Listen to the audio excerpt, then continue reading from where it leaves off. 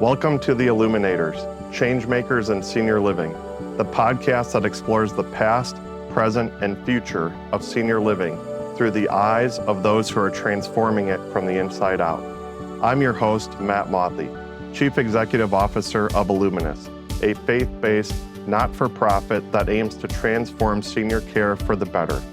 Join me as I seek to reimagine the aging experience through an ongoing dialogue, where together we'll shed light on current issues and shine a light on a brighter tomorrow. Welcome back. Today I'm joined by Drew Flores, Information Analyst with Illuminus. Thank you for joining us, Drew. I've been looking forward to this and want to really talk about your experience, how you got into healthcare, what your roles have been here at Illuminus, and kind of talk about what you see as the future as it relates to healthcare and young professionals getting into the field.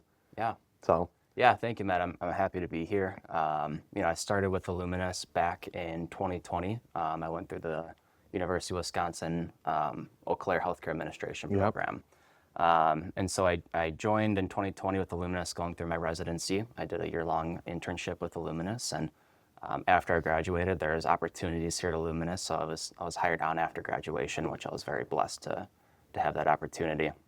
I worked as an assistant administrator up at one of our locations with Illuminus for about 3 days, and then an opportunity arose to be an executive director down in the Janesville area.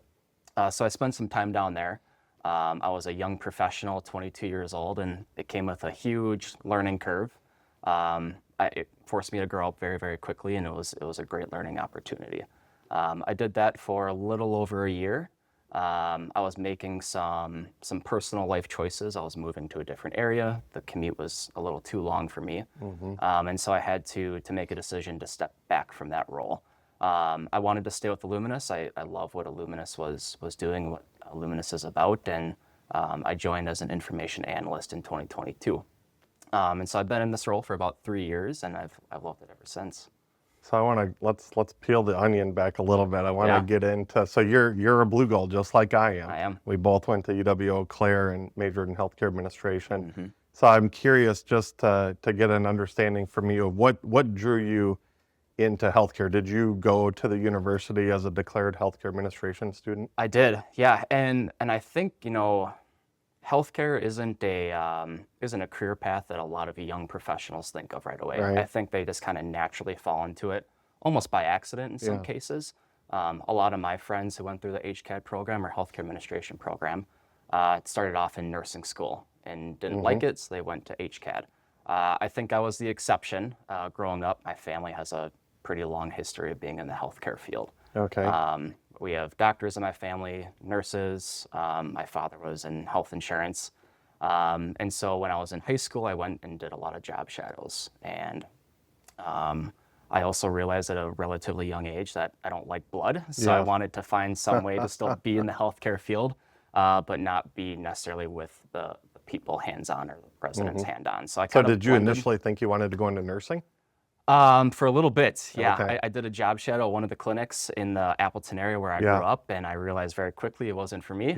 I've experienced that firsthand. Yeah, I know. Cutting my your hand open, with a box I know. cutter. One of the most embarrassing days of my life at Illuminus. But I wanted to find a way that I could blend the two together, and so I did some job shadows with some clinics on the acute care side, post-acute care side in high school. And I loved it. So I came into Eau Claire, pre-declared healthcare administration. And did you go to Eau Claire because of the program? Yes, yeah. Due in part to that, my sister also went there for nursing school. So I've spent some time at Eau Claire. I love the area. And I also did some research, and I found that Eau Claire was one of the top schools in the Midwest and in the country for healthcare administration. They were one of 25 at that point that offered a paid internship or residency. That was appetizing to me, and so I decided to go there for that. Okay. And did you finish in 4 years? I did. Yeah. Yep. Okay. And so when you're as part of that program, you have to determine, okay, where do I want to do my residency? How many different locations did you interview with? I went to 5. I went to 3 up in the Appleton area, like I said, where I grew up. Went to 1 out in Milwaukee, and then I went to one of our Illuminus sites in Watertown. Okay. And at the end of the day, it really came down to my relationship with my preceptor. Yeah. How well was I going to be able to work with them? I'd be with them for 40, 50 hours a week. Right. And also, I love the size of Illuminus and the campus that I was at. Uh-huh. And I know that it would offer a lot of opportunity while I was in my residency and afterwards. And that really came to fruition during my residency, my year-long internship. I was able to travel to our different campuses, Right. See new buildings, see different settings of care. And throughout that process, you have a packet. You have to go through your rotations as you're learning. And so Illuminus was able to offer every single thing within that packet. And Illuminus has a long-standing history with Eau Claire, and so there were other students at that point or people at Illuminus that had been through the program. So they know those packets better than I did at that point, and they were able to kind of hold my hand and walk me through that process. And it was a great experience, and I'm happy that I ended up there. Mm-hmm. And so when you were looking at residency sites, you ultimately chose Illuminus. Did the fact that the campus you were at that was a life plan, did that factor into it, that you get experience in assisted living, memory care, skilled nursing? Absolutely. Yeah, and I think as a 20, 21-year-old, you don't necessarily know that you want to go into just skilled nursing. Right. So I think going to that campus really allowed me to get insight to the different care settings and help me make a better informed decision on where I wanted to go. It was also nice then because during that part of my rotation, I didn't have to travel to a different campus. It was all at the same location. Yeah. And also I was able to live on campus there too. They offered on-campus housing, which was very nice. Had its pros and cons. Yeah. Sometimes I would get called at midnight to go handle a situation, but it's part of the experience. And as an executive director or administrator, those are the things that you have to deal with every single day. How many students graduated in your class? It was one of the larger classes that the UW-Eau Claire HCAD program has had. I think we were mid-60s. Okay. And do you know roughly how many of those students are still in long-term care? Long-term care, I think still quite a few. I don't know exactly offhand now how many are actually in an executive director or administrator role. I'd say I could probably count them on two hands. Yeah. It hasn't been highly successful in that way where we're staying in those types of roles. Some are in there, but a lot are in other healthcare related roles. Yep. There's a lot of people in my cohort that are still in HR recruiting, or people like myself that are more in an analyst or informatics roles. So, and that's the great thing about the program is that it tees you up for different opportunities. It's not a fast track to be an administrator. And when you were going through the program, did you have any preconceived ideas of what you wanted in your career? I wanted to be part of an organization that offered opportunity and that really supported their staff. And I wanted to, it's tough to say. I think at that point in my life, I wanted to be an administrator. I wanted to be an executive director. And throughout my year-long process down in Janesville, I realized maybe that's just not for me, and that's okay, right? I think things change. And that's the benefit of the residency. You get to figure out what you really want to do. Yeah, yep, absolutely. And I think myself and every other student that kind of came through the same cohort as me entered at a very difficult time, right? We were all doing our residencies in June of 2020, so in the height of COVID. Right. And so did that bar some people from wanting to continue? Perhaps, yeah, absolutely. Yeah. So in your, I want to talk a little bit about the roles you've had within Illuminus, because you got through your UW-Eau Claire experience, or you got your undergrad in healthcare administration, you did your residency at an Illuminus campus, and then from there you went on to be an administrator at one of the Illuminus campuses. Then so let's keep kind of working through. You had the opportunity then to go into an information analyst role. Just share with us what that role all entails. What is an information analyst? Yeah, that's a great question. And sometimes I feel like that answer changes every day. It's kind of like what is the flavor of the day? But at a high level, we manage all of our systems, or the majority of our systems, from our electronic health record to our learning management system to our organizational intranet. That's helpful in the sense that we don't have to reach out to these third-party vendors to help us with internal configuration or issues. We have a team that is centralized that can help with that. We also do policy and procedure, general regulatory compliance. When surveys in one of our buildings, we're usually one of the first people that our communities tap on to help with questions or pulling information. We also have a very strong focus on our 5-star publicly reported data, our quality measures, survey outcomes, and our PBJ or staffing measures. So we keep a pretty acute eye on those measures. We also do lean process improvement projects. Now, those tend to kind of come in waves, but whenever there's a process improvement project, one of us in the quality and risk management department is typically facilitating or participating on that project.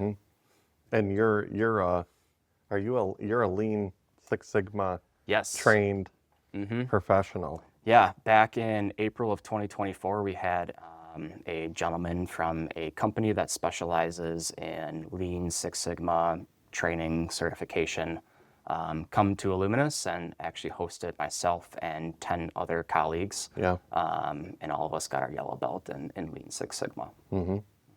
And then most recently, you've also been working through the Baldrige process. Can you talk a little bit about that? Yes, absolutely. And so maybe before I get into it, I'll kind of back up maybe about 2 years ago. So myself and 2 other colleagues and Liz Menzer, she's the executive director at the Wisconsin Center for Performance Excellence, sat down here at our corporate office in Fitchburg just to reignite our Baldrige journey. Over the past 10, 12 years, Illuminus has started or picked it up and then started to work through the Baldrige journey, and then COVID hit, and so you had to put it on the back burner. So we wanted to reignite that process. And so we sat down with Liz and we talked about, where do we start? This is where we're at. Where do we go from here? And so through that, we had Lean Six Sigma Yellow Belt training. Last year, I also went through and became a Baldrige examiner. That was coordinated through the WCPE program. And then I also joined something called LEAP, or Leading Excellence and Achievement Program. And that's where the Wisconsin Center, Minnesota Center, and the Iowa Center of Performance Excellence bring different young professionals, or just professionals in general, from different sectors. So you'll have healthcare, manufacturing, education, all to one location 5 times throughout the year. And you just learn about Baldrige. Every session, you learn about a different category. There's 7 categories. And then at the end of that, you work on a capstone project. And so I chose to do a organizational profile for Illuminus. And so that is really at a high level, what is Illuminus about in a snapshot? And it took me about 4 months to get through that. And it was really reliant on the feedback of our executive leadership team, the feedback of our campuses. And I think it was a great exercise because Illuminus is relatively new as a whole organization. And so it was a great way to learn about Illuminus. And I found it actually a little bit more difficult than I thought. You know, if someone off the street were to come up to me and ask me, hey, Drew, what does Illuminus do? I could tell them something, but actually sitting down and putting it on paper was more challenging than I thought. And can you just share for us what Baldrige is? Yeah, sure. So it's a performance excellence framework. It's a series of about 300 questions, and it's supposed to help guide organizations to continuous excellence. It's not a prescriptive framework. It doesn't tell you exactly what you have to do, but it just turns your gears a little bit to make you think a different way. It's very reliant on having a system mindset or having a system framework. So how does your leadership team interact with your workforce and your metrics and data? Every single thing at an organization is connected in one way or another, whether it's a solid line or a dotted line. And it really focuses on what is key at your organization. I think many times organizations focus on everything as a whole. And if you focus on everything, then you're really not paying attention to anything. not everything can be important. So once you're able to pare down or drill down into what is key for your organization, that's when you can start to apply that philosophy of focus. When you start to focus on things, intrinsically they will get better and better. And so that's really what it is. And there's a couple different steps kind of through the Baldrige journey. Now there's no solid roadmap to it. There's no clear roadmap, but the first step that we took is writing that organizational profile. You can then submit this as an application to the Wisconsin Center for Performance Excellence, and they will give you feedback on it. And that's just geared to then come back to the table, sit and have more discussion, and then make some organizational changes. And just talk a little bit for us about the value, or what you see as the value of engaging in lean process management and the Baldrige criteria. Yeah, and I think Baldrige and Lean, they interact with one another. I think that you can use Lean as a tool to impact your Baldrige journey. But I think that both offer a lot of benefits to the organization.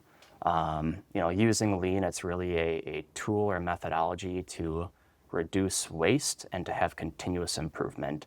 And our organization and any organization is not perfect. Processes need to be looked at over time. Things change, organizations change. And so Lean is just having that continuous improvement mindset. Baldrige is how does that mindset interact with the rest of the organization, and really just kind of tying it all together.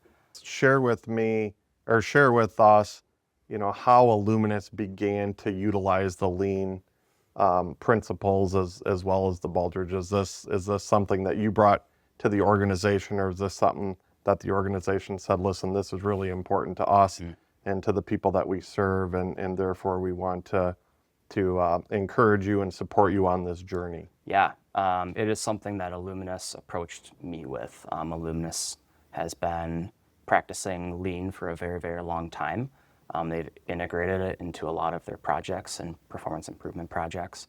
And so my boss and my team, Illuminus, came to me and said, we want you to really expand your knowledge on Lean and Baldrige. And that's why we sat down with Wisconsin Center for Performance Excellence and went through all the different opportunities that they could provide to us.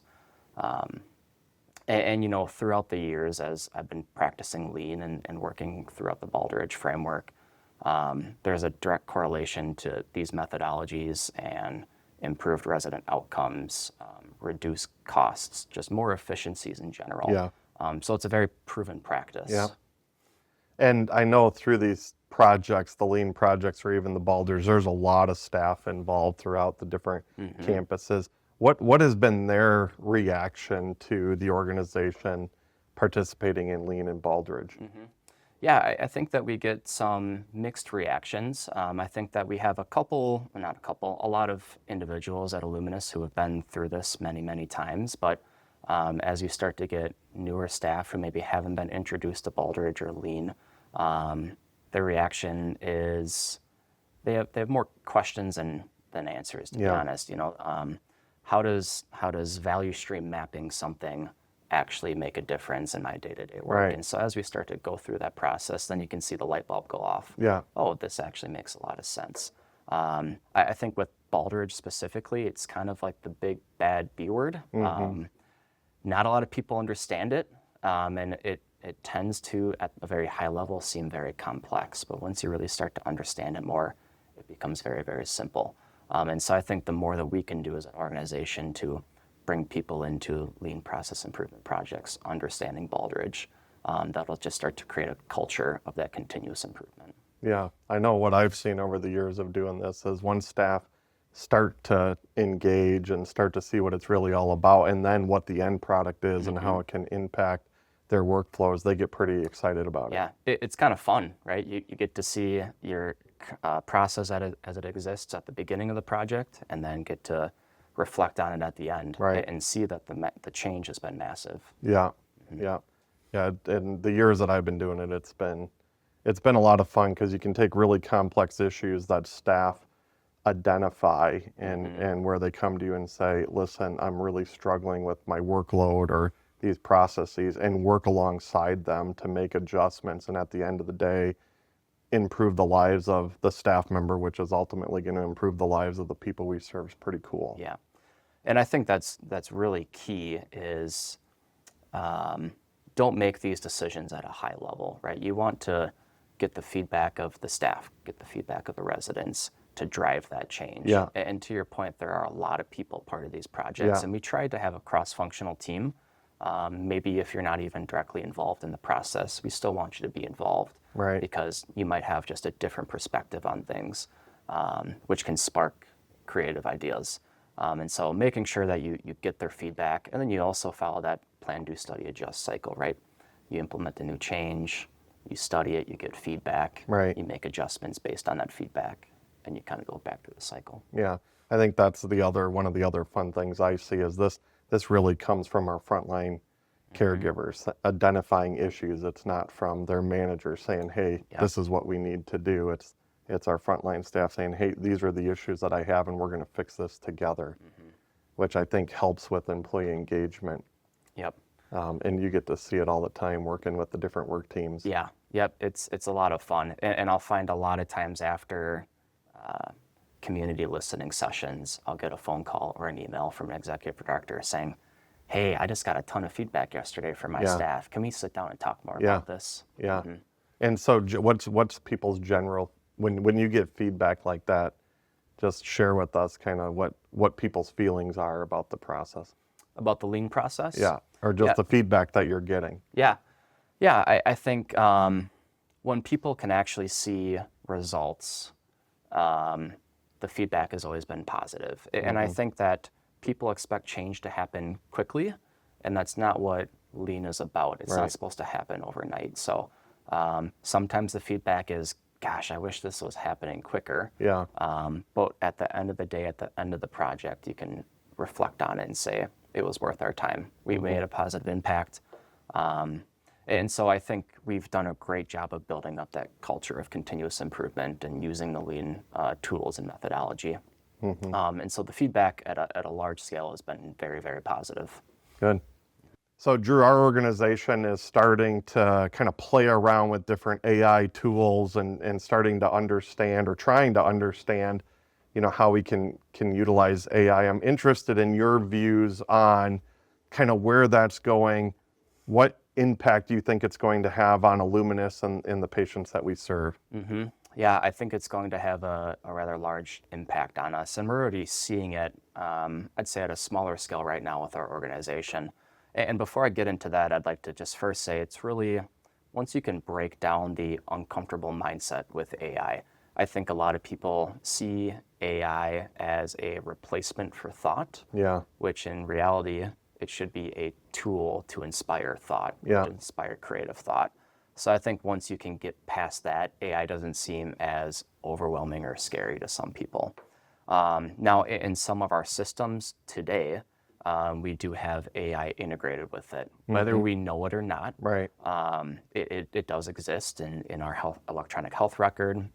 When you are uploading notes or doing chart reviews, there's AI in the background that's helping you do that. And so I think creating some more awareness to our frontline staff that it's already kind of happening to help kind of break down some of those barriers. Now, I think as we look ahead into the future, AI is going to be ingrained in a large scale way with our healthcare system.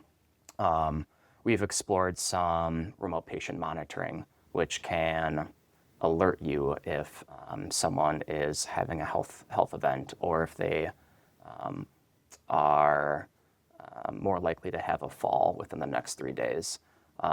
There's ways that you can, and I'm actually seeing this when I go to my healthcare provider out in the community. They're doing automated dictation when you sit down and talk. So they're no longer sitting at a computer typing everything. It's just having a conversation, and all of that is being dictated and uploaded into your chart.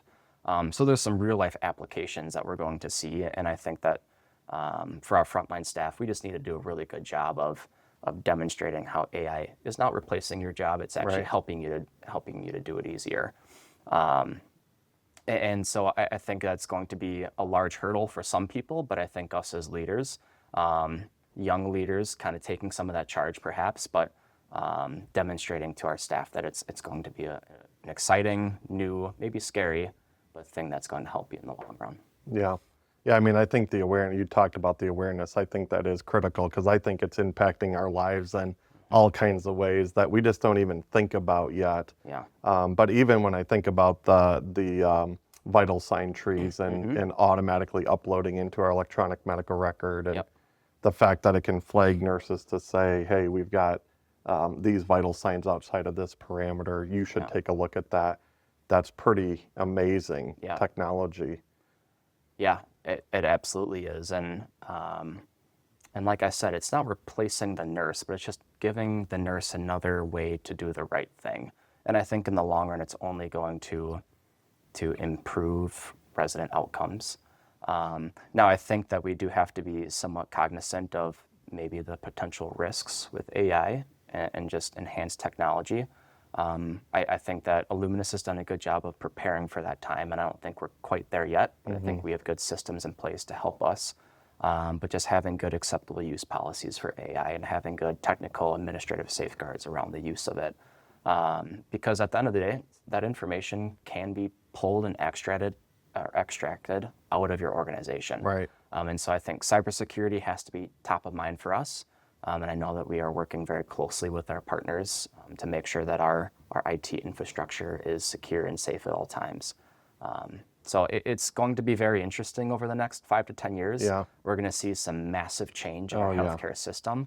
I'm excited about it. I know that our older workforce, there's some hesitation around it though. Yeah. So let's talk about that. I mean, one of the things that I think makes our organization so incredible is we have today working in our organization individuals from really 4 different generations, and you and I are a generation apart. And so I did not grow up in an environment with all of the TikToks of the world and Instagram and some of the newer technologies, but you have.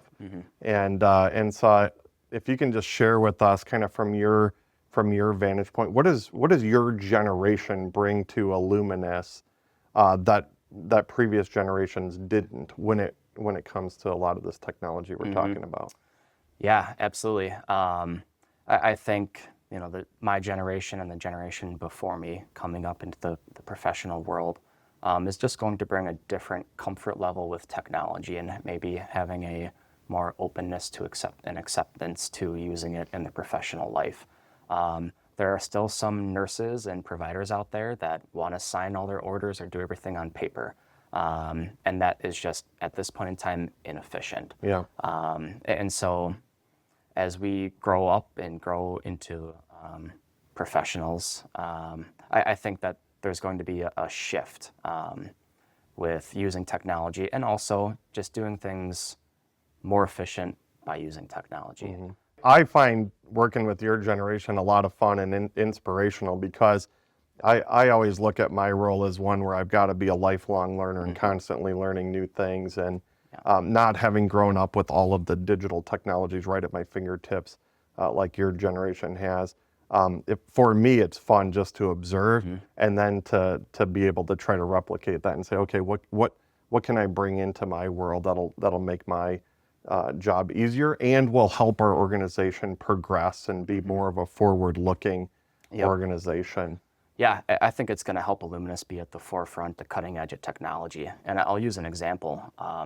Even using technology that isn't specifically for healthcare, Meta just came out with a new pair of glasses that in real time, I can sit here and it'll translate on my glasses what you're saying to me. So I think about our bilingual or residents whose English is not their first language. Right. Having the opportunity to sit there and understand what they're saying, it's going to just transfer healthcare as a whole. Yeah. So I want to transition a little bit and just get some of your views on where the long-term care industry is going and kind of not only from 2 perspectives. One, just where the industry is going, but also where the healthcare administrator profession, where you see that going into the future.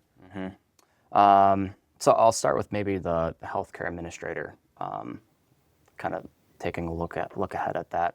I think we're in a very interesting period of time right now, and I think that COVID created a lot of complications with not only nursing home administrators, but directors of nursing and just people kind of in a leadership role.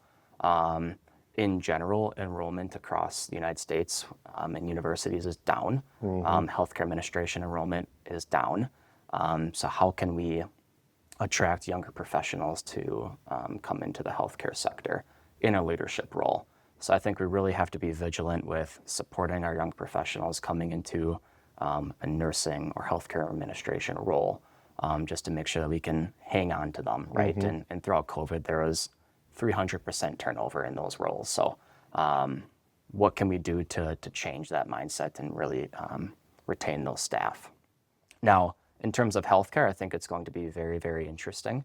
We're under a lot of pressure from our regulators, and so I think that over the next 5 to 10 years, that pressure is only going to be more so. Especially with our assisted living. We are seeing a trend that residents are getting more acute. And so an assisted living is looking a little bit more similar now to a skilled nursing. Not quite yet from a regulation standpoint, that will be coming, but just from the acuity of our residents. So we need to really make sure that we are doing a great job of training our staff to care for those people.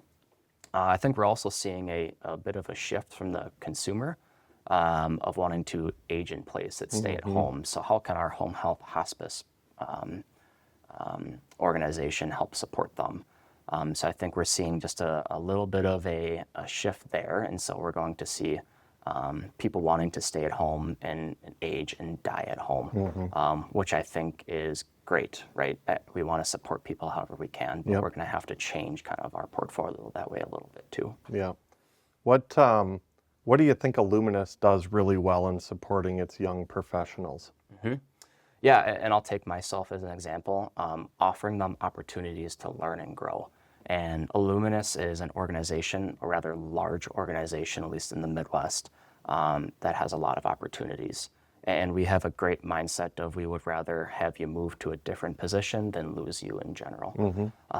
So as I was going through my transition, I worked with my Illuminus team and they offered many opportunities, and I was able to kind of go through the interview process and figure out which one would make sense for me. Now with that, there also is, there is room to move horizontally and vertically. And I think that's a great thing for young professionals. I'm an advocate of really starting from the bottom and working up. Other young professionals might just want to start at the top and keep going up from there. So I think Illuminus does offer those opportunities, but also just more opportunities to learn in your current role and get better at it. One of the things I think is great is that there is a network at Illuminus of other young professionals and older professionals who want to teach the young ones. And on the flip side of that, what can Illuminus do better to both attract and retain young professionals? Yeah, I think it all just comes down to community awareness. Right now, Illuminus went through a marketing branding transition a couple years ago. And so how many people right now know the Illuminus name? Can't quite say for sure, but I think we can do a better job at that starting at a younger age. People in high school are heavily influenced on their parents and what they see on television and social media. So I think there's an opportunity there. And I think that making known that Illuminus offers careers outside of just healthcare administration. When you go through the program, it feels like being an administrator is the only job that you can have going throughout that program, and it's not. I'm a perfect example of it. There's many other opportunities out there, whether you want to work in HR, information informatics, you want to work in payroll, you can. So I think we just need to do a better job of attracting them that way too. For individuals who are in high school and they're contemplating a career in healthcare administration, what advice would you have for them? Yeah, I would say get out there and learn about it. When I was in high school, I did 4 different job shadows at 4 different providers. And that's when I realized kind of what I wanted to do. And I encourage them to do the same thing. Give your local clinic a call and see if they will set up a 4-hour-long job shadow. Talk to the people in an actual healthcare setting. I encourage them to take a job in an assisted living or a skilled nursing facility and try it. I think that's one of the best things that I did in college was I worked at an assisted living for 2 years. And 1, that gave me great knowledge as to what the frontline staff go through. And 2, it helped reassure my decision to go into this profession. I think that healthcare needs people who are passionate about the work that they do. And I think starting off at a young age is just the way to do it, honestly. And if you think about healthcare 20 years from now, what do you want to see radically changed? I want to see, and I think we're starting to trend towards this. I know that CMS has a goal of transitioning to a value-based care program by 2030. Now, will that happen in full by 2030? Probably not, but I think there has to be some sort of payment reform. The way that we currently operate now is difficult for standalone single-site organizations to thrive and succeed in. So I think that there has to be some alternative way there. I also am very excited, circling back to AI and technology, to see where that takes us. I think in 20 years, our healthcare system is going to look very, very different, but I think it's going to look different for the better. And also, I want to see young professionals work up into healthcare leadership roles. I think right now the healthcare industry to some young professionals can be unattractive. So what can we do as a long-term care organization to change that mindset? And I want to see just people succeed. Quite honestly, I want young professionals to work up into leadership roles and do a great job. Drew, thank you very much for joining me today. It was great to talk to you, kind of get your insights into the healthcare profession and where Illuminus is going as an organization. So thank you. Yeah, thank you, Matt. Thanks for watching, everybody. We'll see you next time.